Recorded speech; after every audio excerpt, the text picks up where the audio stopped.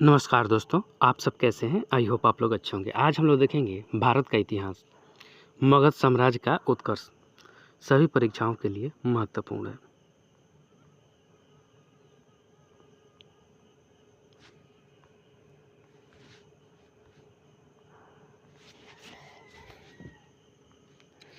हर्यक वंश 545 बीसी से 412 बीसी तक। इस वंश की स्थापना लगभग 545 ईसा पूर्व बिंबिसार के द्वारा किया गया था। हर्यक वंश भारत का पहला ऐतिहासिक वंश था और बिंबिसार भारत का पहला ऐतिहासिक शासक था। इन्होंने अपनी राजधानी राजगीर को बनाया। बिंबिसार ने अपना पहला सैन्य अभियान अंग के शासक भद्रबाहु के खिलाफ किया था।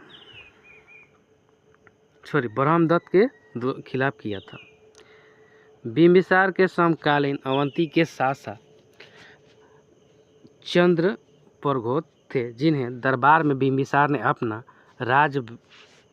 राजवैद्य जीवक को भेजा था। बिंबिसार के शासनकाल में ही उनके पुत्र अज्ञातशत्रु ने उनकी हत्या कर दिया, खुद को शासक बना लिया। यही कारण है कि इतिहास में अज्ञातशत्रु को पितृहीनता कहकर पुकारा गया है। अज्ञातशत्रु ने गंगा नदी गंडक एवं सोन नदी के संगम पर पाटलिपुत्र नाम से एक सैन्य छावनी की स्थापना की, जिससे अज्ञातशत्रु के पुत्र उदयन के द्वारा पाटलिपुत्र शहर के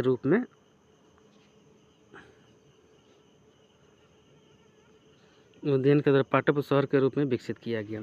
अज्ञातशत्रु ने लिच्छवी शासक के खिलाफ अपना सैन्य अभियान किया, जिसमें 2 नए प्रकार का अस्त्र रथमूसल एवं महाशिला कंटक का प्रयोग किया और अंततः लिच्छवी की राजधानी वैशाली पर अधिकार कर लिया।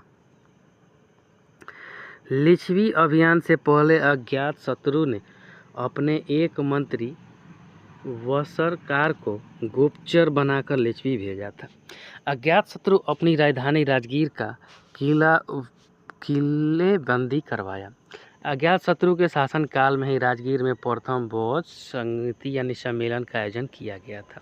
इस सम्मेलन की अध्यक्षता महाकश्यप के द्वारा किया गया था।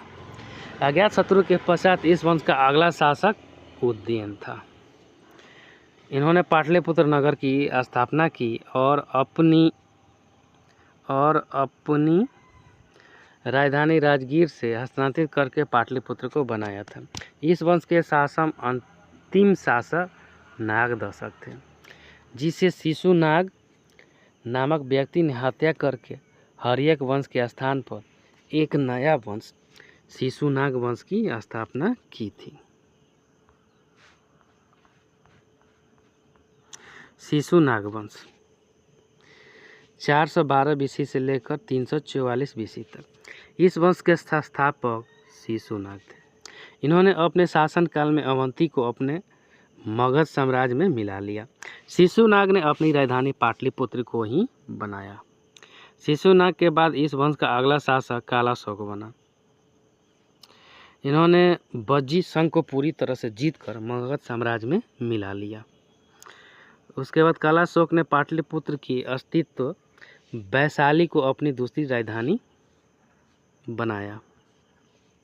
साथ ही कालाशोक के शासनकाल में ही वैशाली में द्वितीय बौद्ध सम्मेलन का आयोजन किया गया। इस वंश का अंतिम शासक नंदीवर्धन था, जिसकी हत्या महापद्म नंद नामक व्यक्ति के द्वारा किया गया और इन्होंने शिशुनाग वंश के स्थान पर एक नया वंश नंद वंश की स्थापना की थी। अब नंद वंश 344 बीसी से लेकर 322 बीसी तक। इस वंश के संस्थापक महापद्म नंद थे, जो निम्न जाति से संबंधित थे। महापद्म नंद शासक बनते ही कलिंग अभियान किया और इस अवसर पर महापद्म नंद ने एकराट सर्वक्षत्रांत की उपाधि धारण की। कलिंग अभियान के दौरान 2 जैन तीर्थकर की मूर्ति को कलिंग से लाकर पाटलिपुत्र में स्थापित करवाया। महापद्मनंद के बाद इस वंश का अगला एवं अंतिम शासक घनानंद था, जिसे यूनानी महिलाओं के द्वारा एग्रेम्स की उपाधि दिया गया। घनानंद के शासनकाल में यूनानी आक्रमणकारी सिकंदर ने 326 ईसा पूर्व में पंजाब के क्षेत्र में आक्रमण किया, किंतु वह वहीं से पीछे लौट गया। घनानंद के दरबार में चाणक्य सलाहकार के पद पर नियुक्त थे। इसी चाणक्य को कौटिल्य या विष्णुगुप्त के नाम से भी जाना जाता है। घनानंद के दरबार में थे। चाणक्य की सहायता से ही चंद्रगुप्त मौर्य नामक ने घनानंद की हत्या करके एक नया वंश मौर्य वंश की स्थापना की थी। Thank you friend. अच्छा लगता है लाइक सब्सक्राइब और शेयर जरूर करें, साथ में बेल आइकन का बटन दबाना नहीं भूलें।